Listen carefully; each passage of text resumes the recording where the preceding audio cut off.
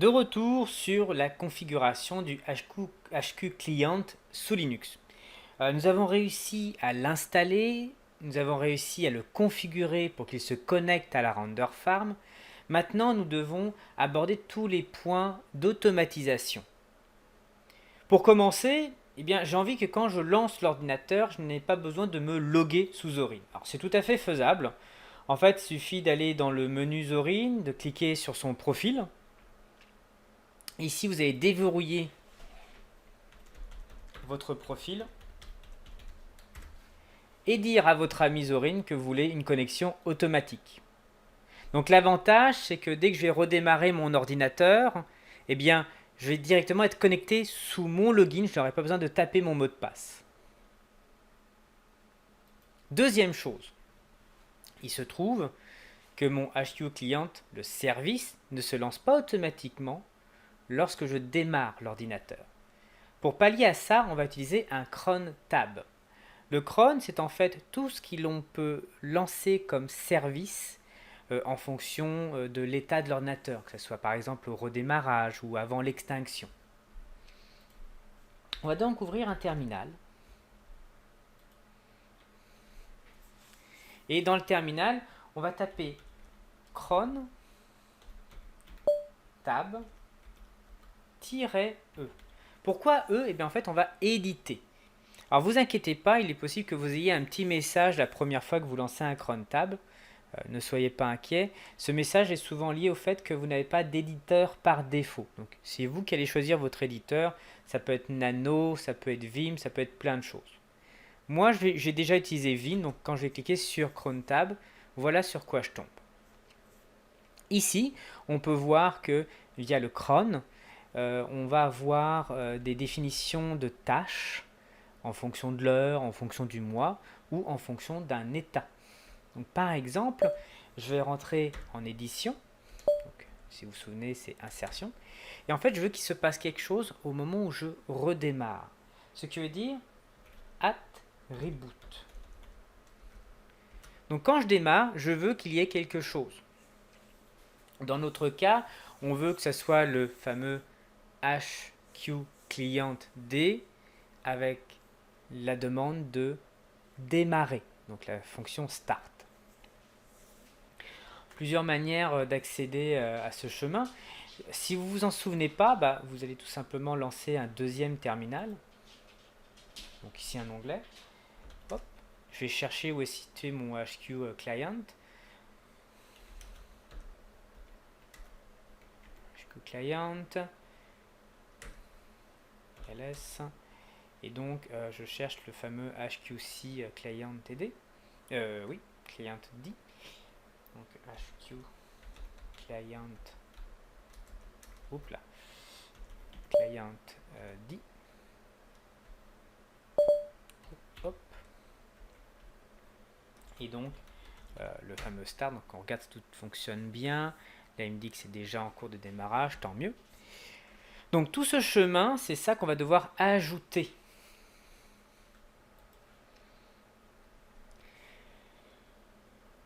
J'ai fait une petite erreur.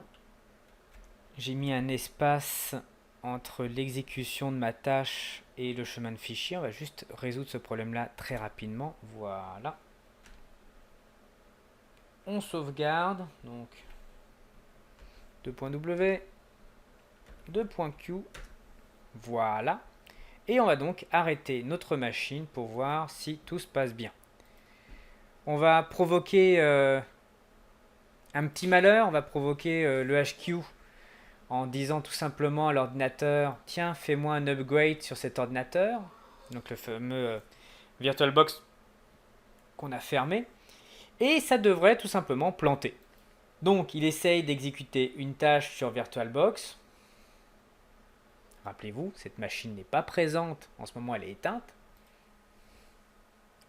Donc en attendant un tout petit peu, là on a attendu 2 à 3 minutes, la machine est officiellement offline. C'est parti, on lance notre machine virtuelle. Théoriquement, je n'ai pas besoin d'écrire le mot de passe et le login, ça devrait être automatique. Et deuxième point, je ne devrais pas avoir besoin de lancer le service du HQ Client. Ça devrait se lancer tout seul. Et oui, ça marche! Si vous regardez bien maintenant, la machine est passée au vert. Et de l'autre côté, tout s'est lancé correctement. Parfait. Nous avons déjà stabilisé une première partie de notre travail. Et bien maintenant, on va provoquer encore un autre problème. Nous allons lancer notre premier calcul à partir de notre machine Windows et on va voir comment ça réagit sous Linux. Donc nous revoici sous Houdini et nous allons essayer cette fois-ci de lancer le HQ Render pour que des machines soient prises en compte. Quand on regarde le HQ Render, on se rend compte que notre target HFS est un chemin essentiellement destiné à Windows. Le problème, c'est que les machines que nous venons d'ajouter, enfin la machine, est une machine sous Linux. Donc ce chemin-là, qui mène à Houdini, ne peut pas être le même. Quand on avait créé notre HQ la première fois, on avait remarqué que le logiciel proposait des variables à la place du target. Ces variables, la première, le HQ route, c'est le chemin qui mène au dossier partagé. Le HQ client arc est en fait la variable qui détermine quelle est la plateforme qui est utilisée par la machine. Si je vais dans le client, la plateforme c'est soit du Linux, soit du Windows. Ça peut être aussi du Apple Mac. Ce qui est intéressant, c'est donc de découvrir que le client arc change en fonction de la machine qui lance Houdini. On va donc exploiter cette variable client arc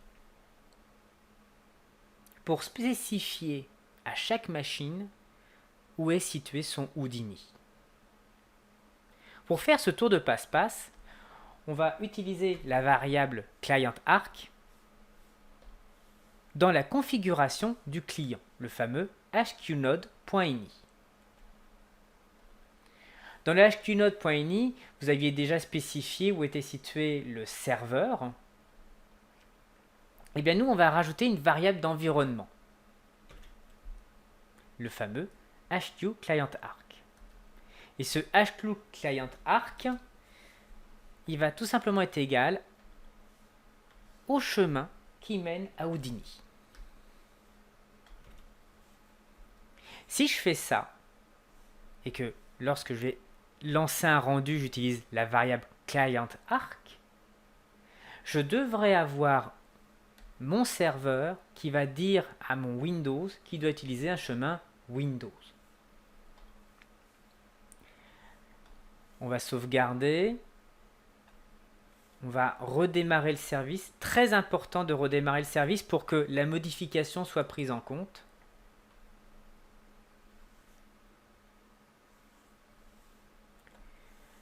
Et avant de lancer ce rendu, on va juste limiter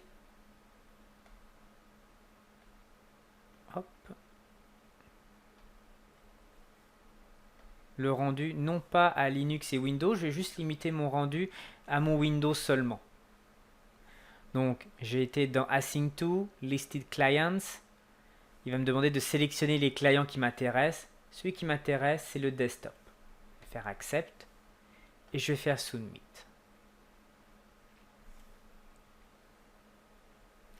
Notre demande est lancée. On va voir ce qui se passe maintenant sur le HQ. C'est bien assigné à mon ordinateur. Et si on étudie en détail ce qui se passe, on devrait voir si il a bien compris le chemin qu'il devait prendre et c'est bon.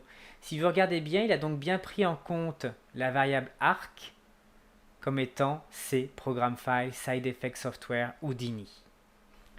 On a donc une solution pour lancer une demande de rendu à partir d'une machine et que sur chaque machine, qu'importe le système d'exploitation, il va adapter la variable à sa plateforme.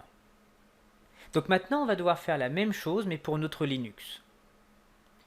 De retour sous Linux, on va donc configurer notre HQ Node pour qu'il aille chercher le chemin où est installé Houdini.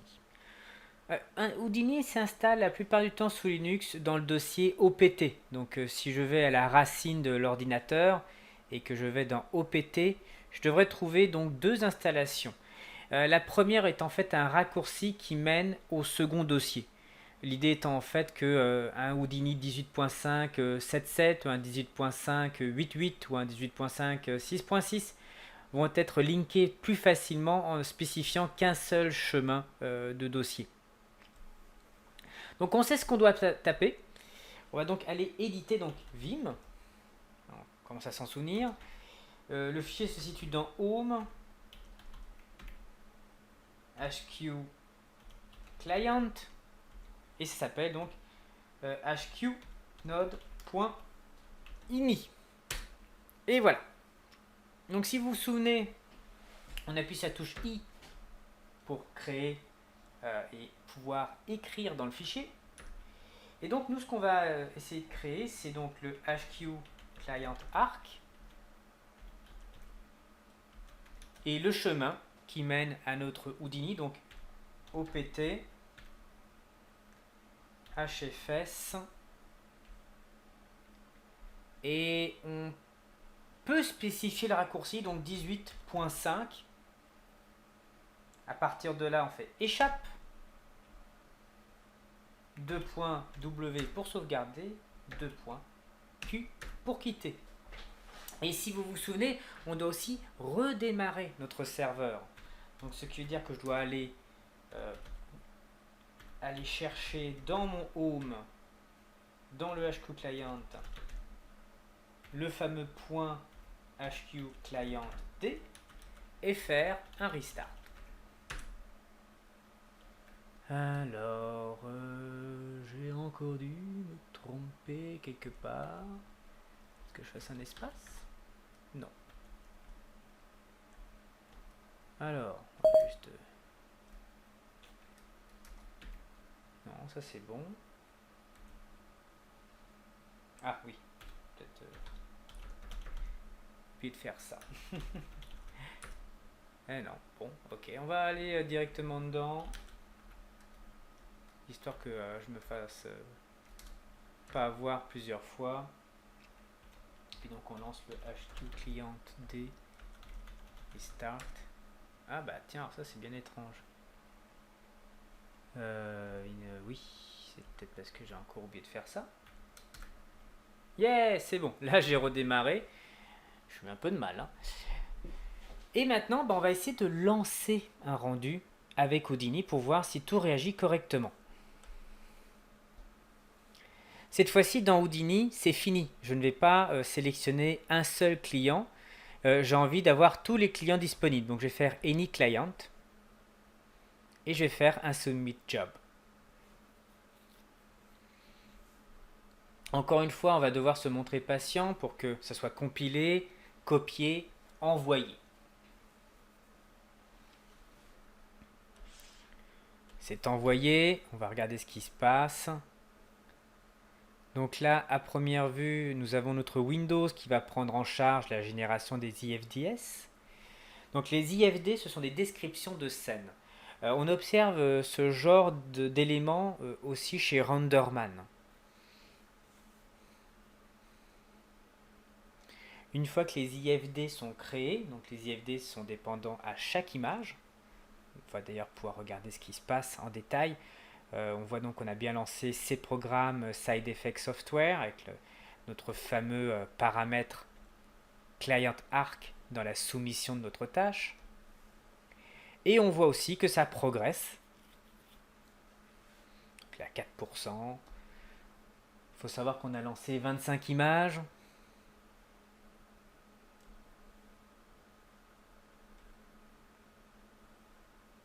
Là, il commence enfin à générer des IFD.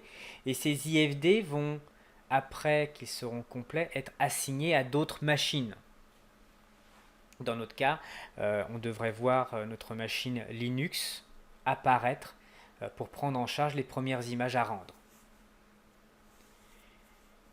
Si vous êtes curieux, on peut aussi vérifier quels sont les clients qu'on a le droit de rendre. Donc si je vais dans Permitted Clients, vous voyez qu'on voit VirtualBox et Desktop qui sont tous les deux sélectionné.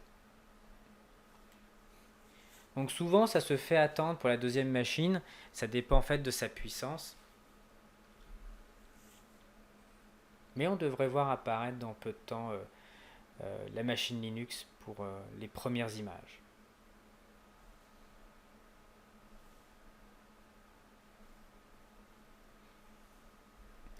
Alors, on a VirtualBox qui a essayé de prendre la tâche, puis ça a failé. On va essayer de comprendre pourquoi. Si on regarde, on voit qu'il n'y a pas eu de problème avec Houdini. Le problème vient de trouver les IFD. Ben oui, c'est normal. Si vous regardez attentivement, on va se rendre compte que malheureusement, il cherche encore un chemin Windows. On arrive donc à la deuxième étape de notre configuration de Linux, faire la correspondance avec les dossiers réseau.